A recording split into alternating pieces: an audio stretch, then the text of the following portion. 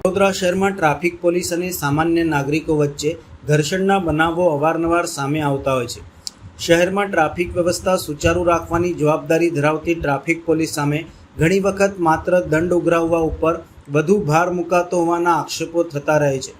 બીજી તરફ કેટલાક વાહન ચાલકો દ્વારા ટ્રાફિક નિયમોની અવગણના કરવામાં આવતી હોય છે, જેના કારણે પોલીસ કાર્યવાહી કરવી પણ અનિવાર્ય બનતી હોય છે।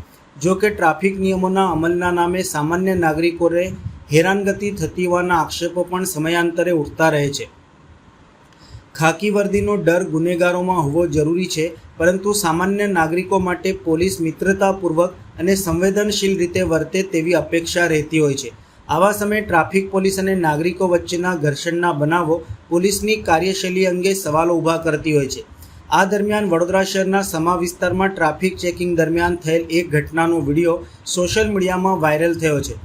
મળતી માહિતી મુજબ ગાજરાવાડીથી રણોલી તરફ સામાન ભરીને ગાડી જઈ રહી હતી, ત્યારે ટ્રાફિક પોલીસે ગાડી રોકી હતી। વાહનને ડિટેન કરવાની કાર્યવાહી મુદ્દે ડ્રાઈવર અને પોલીસ વચ્ચે બોલાચાલી થઈ હતી। ત્યારબાદ ડ્રાઈવરે ગાડીના માલિકને સ્થળ ઉપર બોલાવ્યા હતા।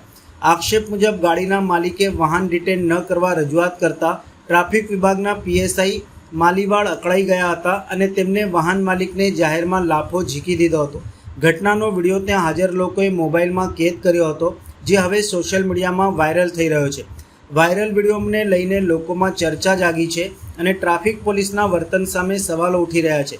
જો કે ઘટનાની બીજી બાજુ શું છે અને સમગ્ર સંજોગો શું હતા તે અંગે પોલીસ વિભાગ તરફથી હજુ સુધી કોઈ સત્તાવાર નિવેદન જાહેર કરવામાં આવ્યું નથી।